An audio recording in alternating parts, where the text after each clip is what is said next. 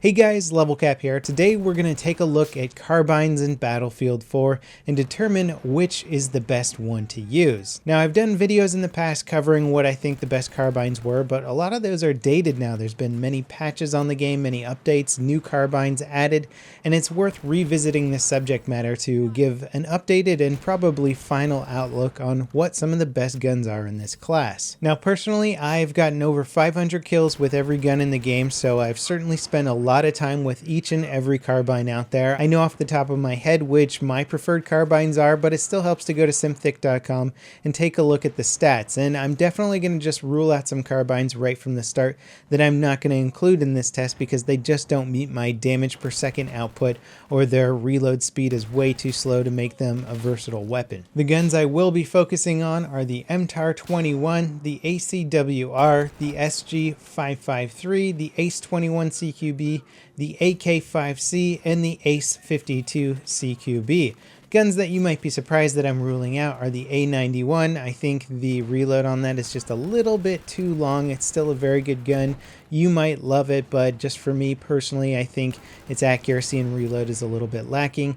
I'm ruling out the M4 because I don't like burst fire weapons, and then the Groza 1 because of its severe close quarter limitations. Now why don't we start off with the AK-5C. This is a weapon that I've said was my favorite carbine in the past, but is it still? It's still an incredibly good carbine. In fact, it's only received minor nerfs to its reload speed and muzzle velocity, but other than that, it really hasn't seen many changes since its initial introduction to Battlefield 4. And although it's still a very effective carbine all around, its rate of fire seems to be lacking a little bit more these days. When I run into somebody in close quarters and I lose a firefight purely because of my damage per second output, it doesn't make me feel great. And that's a lot of what you can do in Battlefield 4 now, is close the distance to your opponent. So if you have that high rate of fire weapon, you take the fight to an engagement range where you have the advantage. And frankly, a lot of the high rate of fire weapons can beat out the AK-5C now in medium range anyway. So it's still a highly effective carbine, but in terms of pure competitive play, it's probably not going to be my top pick anymore. Now let's take a look at that ACE-52 CQB. A lot of people have spoke very highly about this carbine because of its high damage per shot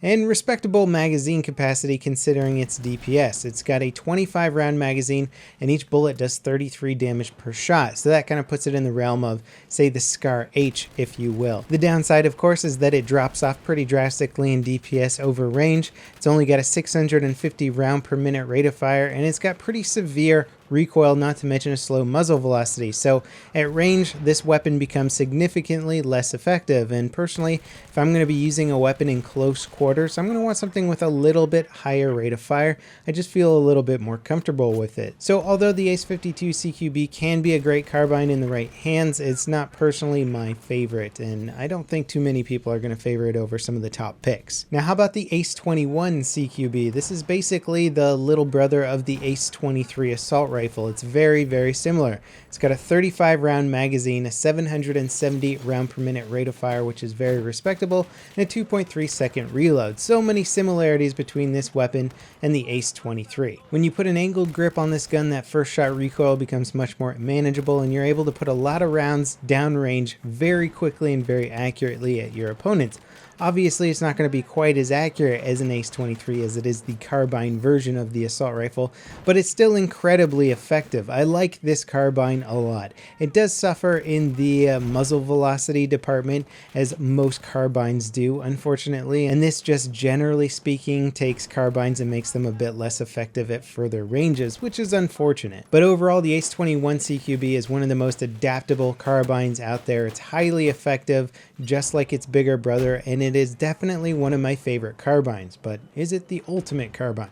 How about that good old Sig Sg 553? This is one of my favorite carbines from Battlefield 3. I just love the way the weapon performed overall, and it's still quite good in Battlefield 4. It does again suffer from that muzzle velocity issue, but it's got a very respectable rate of fire at 830 rounds per minute, a decently fast reload, and the recoil isn't too bad. Overall, this is a solid carbine. There's nothing particularly bad about this gun, it's just that it is kind of relegated to medium and close range. range, and within those ranges there are some superior choices. So the SG553 is a great carbine, you can do incredibly well with it, but if you do your research and you practice with some other carbines out there, I think you can up your performance that much more. Now what about that ultimate DPS powerhouse in close quarters, that weapon that you're afraid to run into when you come around the corner? That is the MTAR-21.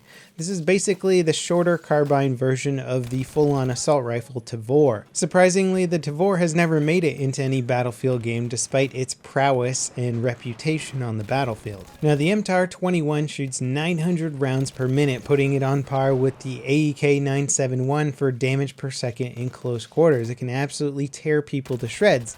Its reload speed isn't bad either, as long as you have a bullet left in the chamber at 2.35 seconds. Its recoil is a bit intense, but that just kind of relegates it to more of a close range weapon. You can definitely down people at medium range, but you're going to burn through your ammo very quickly with this weapon, and that's actually my biggest complaint with this gun, is that you burn through your ammo so freaking fast.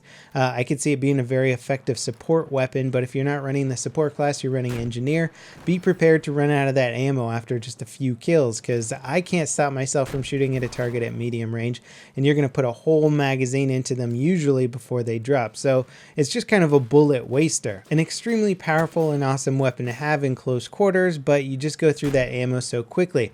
Plus, if there's follow-up targets in the middle of a reload, you might be in a little bit of a pickle. And that's where the Acw-R Carbine comes into play. The Acw-R, you might have seen it in pretty much every Battlefield ESL tournament out there. They run engineers with Acw-Rs. This gun shoots 880 rounds per minute, which is almost on par with the MTAR.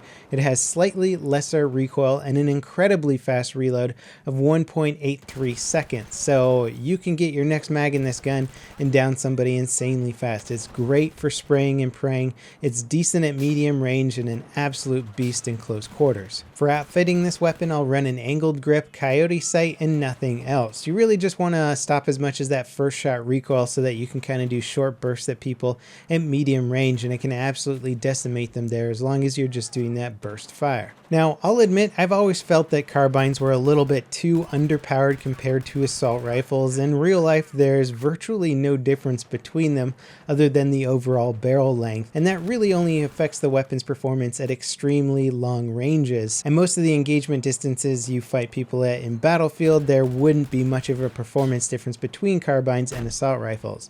Now, I get because it's a game, they have to make a bit more of a difference there to try and differentiate them, but it does make a lot of the carbines things that I just wouldn't really consider using, or get frustrated when I go up against an assault rifle player who is just wrecking me because they can out damage me. The Acw-R is one of the few carbines that I feel can legitimately stand up to most assault rifles out there, but again, it is relegated to a shorter distance engagement than most assault rifles. Now, the carbine does have to be sort of reviewed slightly differently than the assault rifle, because obviously the assault rifle is for the assaulter class, a very specific role, and the carbine can be applied to any single class. I don't think there's any reason to actually use a carbine for the assaulter class. Most assault rifles are going to perform better, but if you're playing with a support class, an engineer class, or a recon class, you can make some more interesting kit setups. In fact, if you're playing engineer, you pretty much want to run a carbine instead of that PDW. There just are not enough situations to make use of the PDWs. I'm not sure why they made the carbine the universal class in Battlefield 4, where the PDWs were the universal class in Battlefield 3. It doesn't make a lot of sense to me, and I don't think it improved the game much. That being said, if you're playing an engineer on a big, wide open vehicle-oriented map, you might not want the Acw-R. It is, again, relegated to medium to short range, so if you find yourself getting out of a tank in the middle of a field to repair, and an infantry's coming across that field, you might want that AK-5C instead because of its accuracy and its increased effectiveness at range. So there's definitely an argument to be made for the slower firing carbines out there given the game mode. If you're going up against infantry though, and primarily medium and close range combat though, I think without question the Acw-R is the best carbine out there. Not to mention you always have the option to close your engagement distance using cover and flanking maneuvers to get closer to your target, and that's always the benefit of higher rate of fire weapons. As long as you can close the distance, you will have the advantage. Now say you just don't like the Acw-R, you need something a little bit different. I would say the Ace 21 CQB is a great backup or runner-up to best carbine out there. Incredibly effective, larger magazine gives it more versatility with dealing with multiple threats. Anyway, that kind of wraps it up for my overview of the carbines and what I think the best carbines are. As always, guys, thanks for watching. I'll continue on with the other weapon classes. Let me know which weapon class you'd like me to do next, and I'll see you next time. This is LevelCap signing off.